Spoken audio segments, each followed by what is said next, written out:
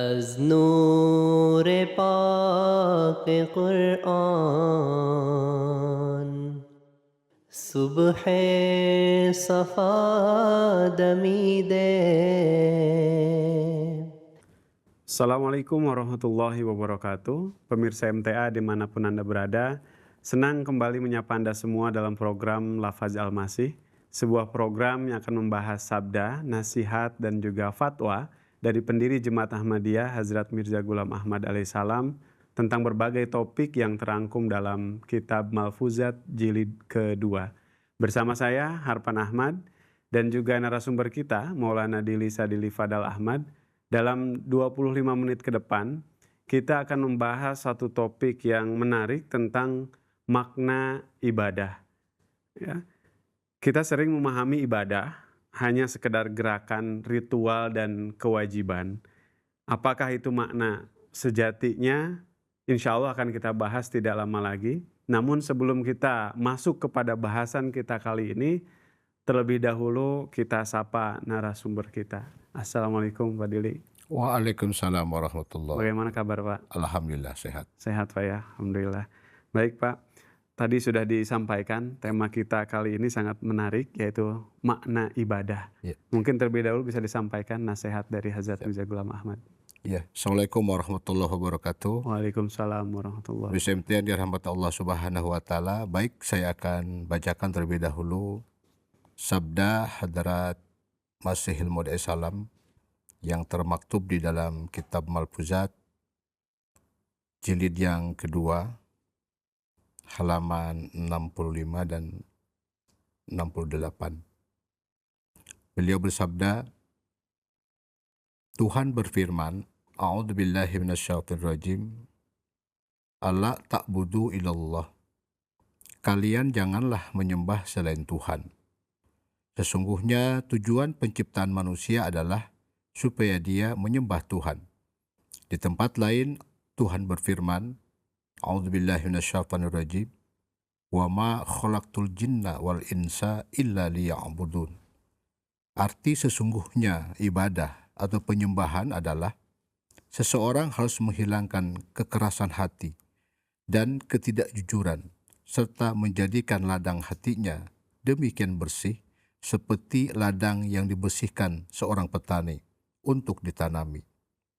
Ungkapan Arab mur mu'addab, menggiling atau menggosok lensa agar cocok untuk mata. Seperti itu juga jika tidak ada batu atau kerikil dalam hati dan ladang demikian halusnya seperti tidak ada apa-apa kecuali tanah, maka itu dapat disebut ibadah.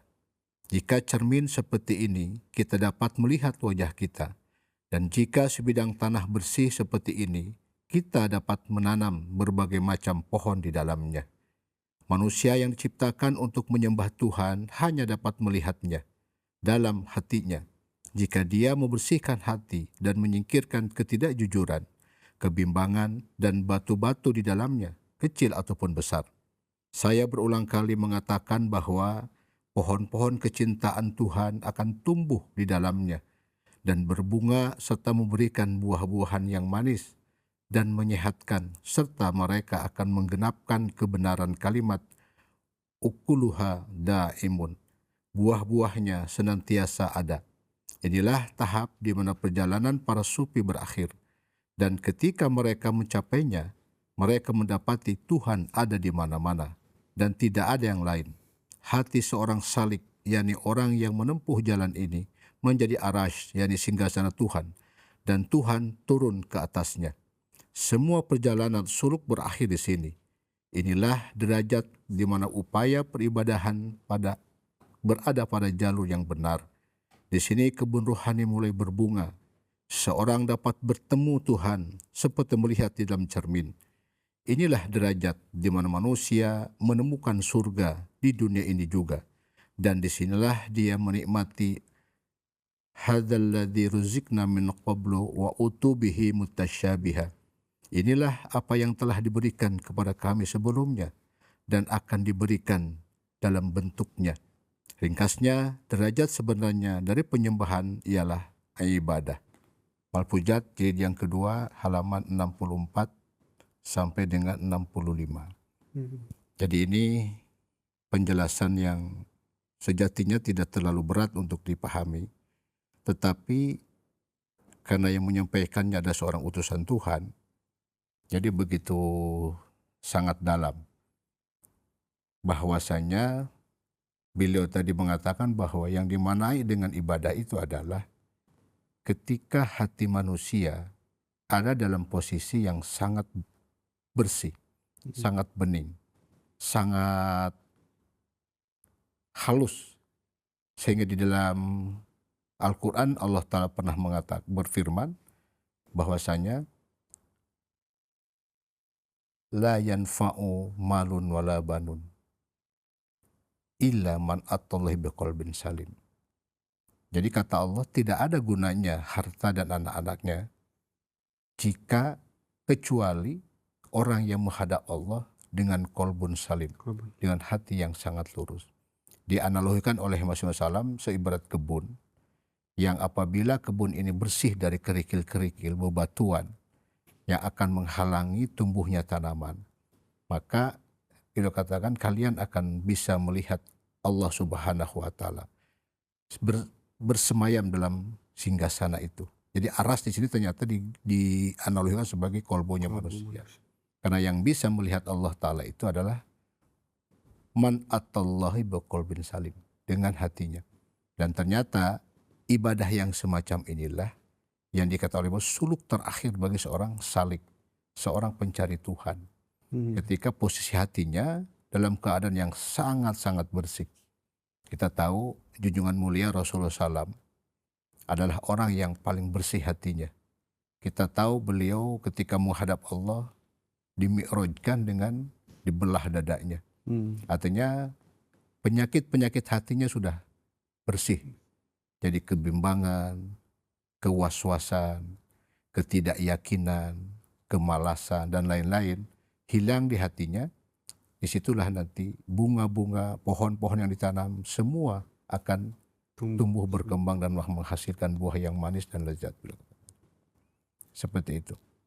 Masya Allah. Jazakumullah Maulana untuk penjelasannya sangat luar biasa ya. Pertanyaan pembuka mungkin Maulana dari bahasan kita kali ini, dan ini seringkali ya menjadi pertanyaan dasar dari mereka yang belum memahami hakikat ibadah, bahwa Tuhan menciptakan manusia kemudian mewajibkan untuk ibadah, dan mereka yang tidak patuh kemudian diberikan hukuman ya. Jika memang kehendak Tuhan bahwa manusia itu penting melakukan ibadah, mengapa tidak dengan kekuasaannya kemudian Tuhan membuat condong seluruh makhluknya kepada ibadah, sehingga tidak ada lagi makhluknya yang membangkang dan mendapatkan hukuman. Mungkin bisa dijelaskan Maulana. Oke. Ini pertanyaan yang sungguh luar biasa. Jadi kalau kita kembali kepada nas-nas Al-Quran, bahwasanya jangan lupa bahwa Allah Ta'ala itu di samping beliau punya kudrat, kekuasaan, tetapi juga Allah Ta'ala itu bersifat irodah, menghendaki. Nah, dari awal penciptaan bumi dan seluruh isinya, Allah menciptakannya dengan tahapan-tahapan agar terjadi keseimbangan. Jadi kalau misalnya di pertanyaan itu akan terus dikembangkan, nanti akan berkembang bahwa kenapa kalau gitu Allah Ta'ala tidak menciptakan bumi itu cukup dalam waktu 1 detik seperti seorang tukang sulap simsalabim jadi. Tapi prosesnya ternyata visitati ayam, 6 masa. Jadi ada proses. Kenapa? Kita jangan lupa Allah Ta'ala itu Rob. Rob itu artinya yang mengembangkan secara bertahap. Maka dalam pembinaannya juga nanti Allah Ta'ala menghendaki bahwa sebenarnya ibadah itu harusnya bukan menjadi perintah, tapi ibadah itu sebuah kewajiban, sebuah kebutuhan bagi setiap hamba. Dan Allah Ta'ala menerapkan proses dengan proses kebertahapan. Manusia misalnya, Allah Ta'ala menciptakan manusia itu dengan tiga tahapan. Di Quran sebutnya yang pertama, manusia tercipta dari min atwar, dari debu. Yang kedua, Allah sebut di Quran manusia itu tercipta dari min sulati min tin, dari tanah liat kering mendenting. Nah yang ketiga, Allah Ta'ala berfirman di dalam Al-Quran, manusia itu diciptakan Allah Ta'ala min solsolin kal fakhar, dari tanah tembikar. Ternyata prosesnya itu adalah proses kebertahapan. Pertamanya debu. Dalam konteks debu itu dia tidak akan bisa jadi apa-apa. Itu sudah naluri awalnya seperti debu.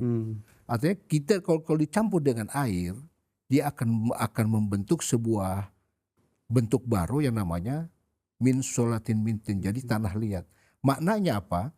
Manusia itu sejatinya sudah Allah titipkan dari semenjak awal sifat yang bisa membedakan antara benar dan tidak benar, yang salah dengan yang benar, yang baik dengan yang tidak baik. Itu sudah dari awal sudah Allah ciptakan, karena manusia tercipta dari tanah liat. Nah proses yang ketiga, ada proses ujian.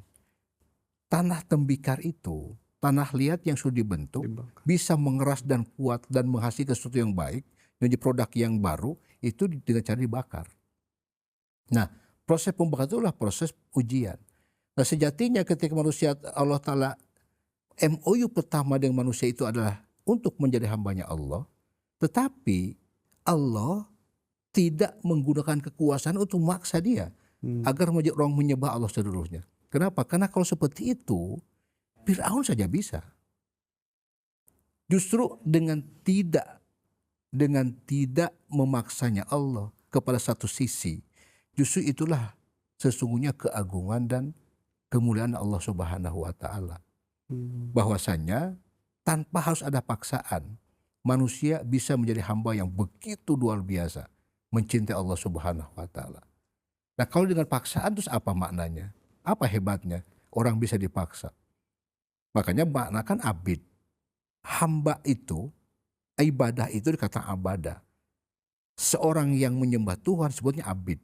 Seorang hamba sahaya, seorang budak yang analoginya kan sesuatu yang tidak punya kekuatan apa-apa. Dia sudah dikendalikan oleh sang majikannya. Sejatinya majikannya punya hak. Tetapi dengan kemuliaan dan keagungannya Allah Subhanahu wa Ta'ala, Allah Ta'ala tidak menggunakan kekuasaannya untuk memaksa dia. Diberikan kebebasannya. Kenapa? Sejatinya kamu didatangkan harus diingat untuk menyembah Allah Ta'ala. Tapi aku berikan kebebasan kepada kamu agar mana yang baik, mana yang tidak baik, aku sudah titipkan dalam jiwa kamu, manusia. Dengan simbol tadi tercipta dari tanah liat itu.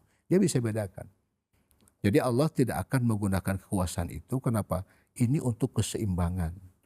Bahwasanya dari awal Allah ciptakan ada siang, ada malam. Ada perempuan, ada laki-laki. Ada surga, ada neraka. Ada malaikat, ada si iblis. Nah kita bisa tahu orang ini baik karena sebelahnya ada orang tidak baik. Kita bisa merasakan nikmatnya sehat jika pernah pernah terjangkiti penyakit, sakit.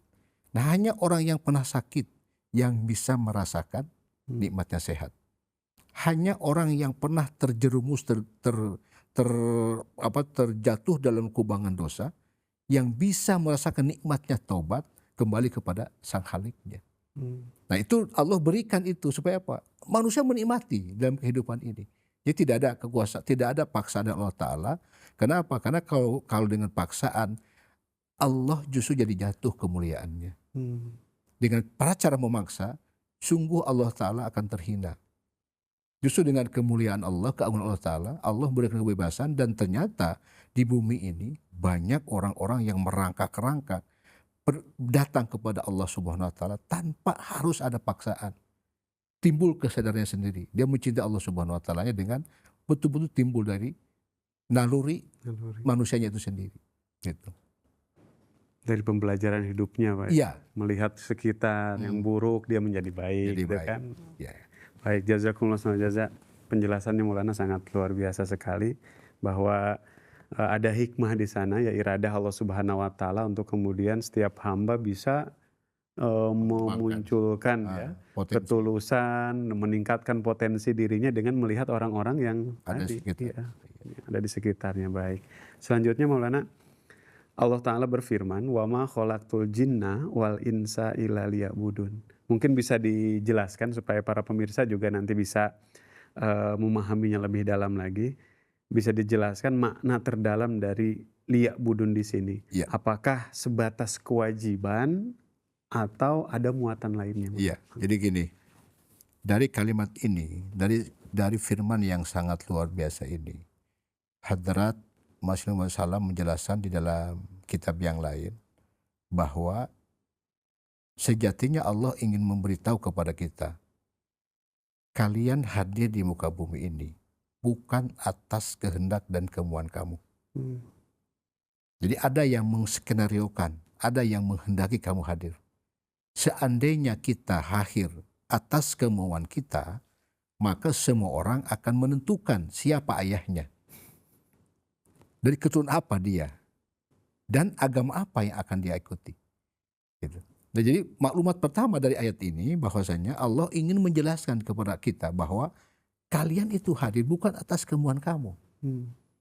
Karena kamu hadir bukan atas kemauan kamu, ada yang menghadirkan, maka wajib hukumnya kamu ikut kepada orang yang menghadirkan kamu. Tidak bisa karena kita datang bukan atas kemauan kita, jadi kita akan menafkahi kehidupan di dunia ini nanti atas kemauan yang memerintahkan, mengadakan kita. Nah, MOU kita dengan yang mengadakan adalah illa liya'budun. Kamu itu abid, kamu itu hamba sahaya, kamu itu budak. Tapi mulia budaknya Allah, bukan budaknya manusia. Bahwasanya kita sebagai budaknya Allah, Allah menghendaki dari kita agar kamu menjadi pengabdi Allah yang sesungguhnya. Itu. Maka oleh karena itulah supaya manusia bisa mengabdi dengan cara baik dan benar, maka Allah pasti akan menuntunnya untuk supaya mereka tahu seperti apa dia melaksanakan ibadah ini. Dengan cara apa? Nabi Rasul datang sebagai sampel di dunia ini agar dia bisa mendapat hidupnya kepada Allah Ta'ala. Nah, kenapa Nabi? Karena Nabi itulah sejatinya adalah manifestasi Allah di muka bumi. Di kamu, siapa yang disembah oleh kamu? Tuhan. Tuhan seperti apa? Lihat orang ini. Manifestasi Tuhan telah menjelma dalam diri wujud orang ini. Makanya kenapa Allah Ta'ala mengutus para utusan Tuhan? Karena yang diajak itu manusia. Manusia itu tidak bisa mengikuti wujud yang bukan manusia. Sehebat, sebaik, seelegan apapun. Mana ada manusia mau ikut semut. Padahal kita tahu ada sesuatu yang sangat indah dari semut. Atau mana ada orang manusia bisa mengikuti makhluk-makhluk yang luar manusia. Maka Nabi lah, maksudnya utusan yang datang untuk supaya mereka bisa menjadi abidnya Allah dengan baik dan benar. Itu yang pertama yang Allah inginkan dari ayat ini. Artinya maklumat Allah kepada kita bahwa kamu hadir bukan atas kemauan kamu, atas kemauan Tuhan. Nah, Tuhan menghendaki kamu hadir untuk apa? Illa liya'budun. Ingat bahwa kamu itu hamba, kamu itu budak.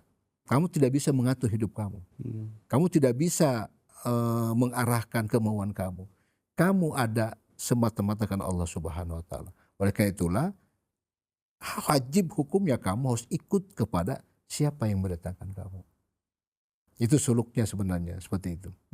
Baik, Maulana Jazakumullah. Jadi liya'budun itu merupakan perjanjian, komitmen dari awal penciptaan manusia itu sendiri dengan Tuhannya. Masya Allah. Selanjutnya Maulana, dalam satu kutipan dari penjelasan Hazrat Masih Maud alaihi salatu wassalam tadi disebutkan bahwa hati yang bersih itu seperti kebun yang bersih dari kerikil atau seperti cermin yang bening. Nah, bahkan ada ungkapan dalam bahasa Arab murmu'adab, artinya menggosok lensa agar cocok dengan mata. Bagaimana prosesnya menggiling kerikil dalam hati ini bisa dilakukan dalam konteks kehidupan keseharian kita? Iya.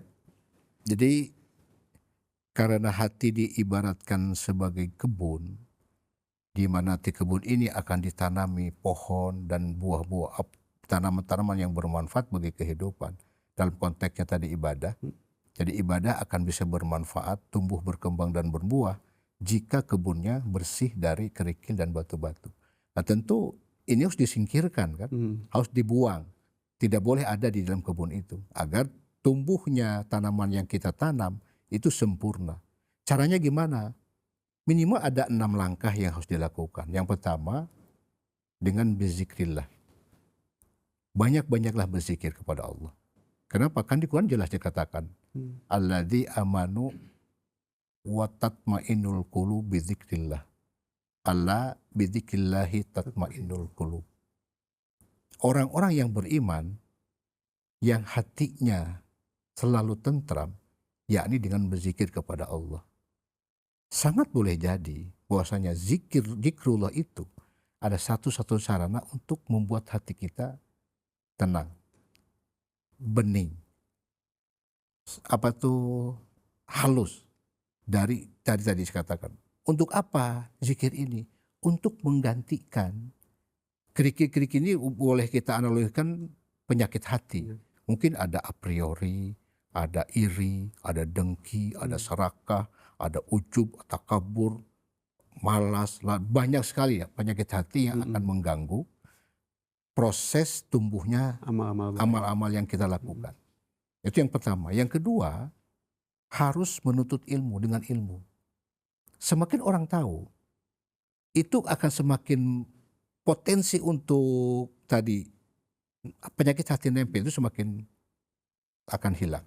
Harus semakin banyak tahu tentang siapa Allah, bagaimana kita untuk apa kita hadir, dan bagaimana kita menapaki hidup dalam keberagaman ini. Itu harus dipelajari. Makanya dikatakan kan, salah satu faktor hidup bahagia itu tafakuh fiddin. Belajar agama, tahu agama. Itu salah satunya untuk menggosok kerikil-kerikil di hati itu. Pertama berzikir, yang kedua menuntut ilmu, yang ketiganya riyadhatun nafsi. Maknanya harus melatih diri, mengolah diri. Sabar itu bisa dilatih. Ikhlas itu bisa dilatih. Orang yang kurang sabar itu ada latihan. Orang yang kurang ikhlas bisa latihan, dilatih gitu. Dengan terus berlatih, dengan terus mengasah diri, maka apa-apa yang menjadi keinginan Allah Ta'ala akan muncul. Sabar akan muncul, ikhlas akan muncul, kesetiaan akan muncul, cinta pun akan terbit. Jika itu terus diolah. Bahasa syariatnya itu riyadhatun nafsi, mengolah atau melatih diri. Itu yang ketiga. Yang keempat, biasakan membaca Al-Quran. Karena kan Quran itu jelas dikatakan Allah tadi dalam Al-Quran bahwa Quran itu asy-syifa, sebagai penyembuh. Quran juga sebut sebagai mantra. Quran itu sebagai jimat. Quran itu sebagai banyak istilah yang Allah sebut di dalam Al-Quran. Jadi biasakan banyak-banyak membaca Al-Quran untuk supaya dari hati yang penuh kerikil dan batu-batu ini akan terhindar. Nah, yang kelima, tumbuhkan rasa cinta. Karena cinta itu lawan kebenci. Nah, benci itu penyakit hati yang sangat mematikan. Nah, kalau timbul rasa benci, orang tidak akan datang hadir kepada Tuhan. Bayangkan kalau orang sudah membenci Tuhannya. Terus apa yang akan dilakukan? Maka lawannya benci itu adalah cinta. Maka timbulkan rasa cinta di dalam jiwa. Dengan cara apa tadi? Untuk supaya terbitnya cinta kan ada dua hal. Yang pertama husnun, melihat kecantikan. Yang kedua ihsan, dengan kebaikan. Jadi teruslah mengaji tentang bagaimana cantik kejuitaannya Tuhan. Bagaimana tentang kebaikannya Tuhan. Semakin banyak kita tahu tentang kebaikannya Tuhan, maka semakin tinggi seseorang mencintai Allah Ta'ala. Insya Allah yang namanya kerikil kebencian akan segala hirna. Ketika cinta sudah bersemayam di hatinya, maka tidak ada tempat untuk benci tinggal di situ. Nah, yang terakhir, biasakan untuk menghindari hal-hal yang riya. Selalu kan yang merusak ibadah itu sebenarnya riya. Orang melakukan kebaikan, bersedekah dengan sekian banyak uang, berbakti dengan begitu banyak kegiatan yang dilakukan, tapi ujung-ujungnya ingin disorot kamera, ingin dilihat orang, ingin naik reputasi dirinya. Nah, ini kata beliau, ini yang sangat merusak. Artinya perbuatan yang dilakukan padahal baik, tetapi tadi akan hancur seketika ketika riya itu muncul. Jadi harus bahasa Jawanya sepi ing pamrih ramai ing gawe. Ibadah itu harus betul-betul sunyi dari pandangan orang, biar hanya Tuhan saja yang tahu. Itu biasakan, makanya fatahajjad bihi itu untuk melatih agar kita bisa beribadah dengan senyap, dengan hening, nggak perlu orang tahu.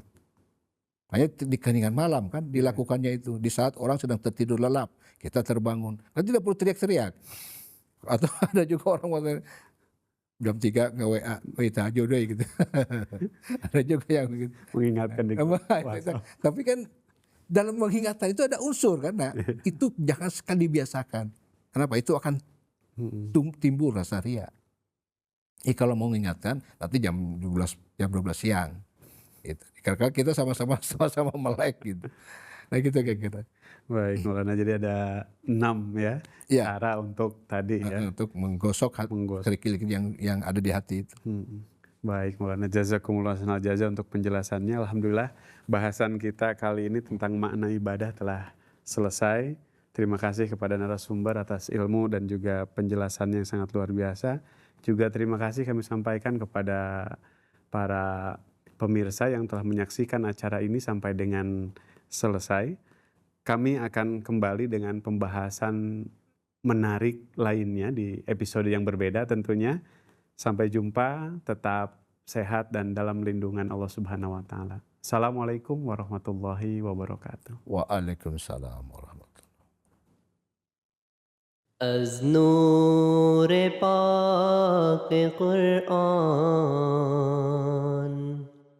صبح صفا دمیده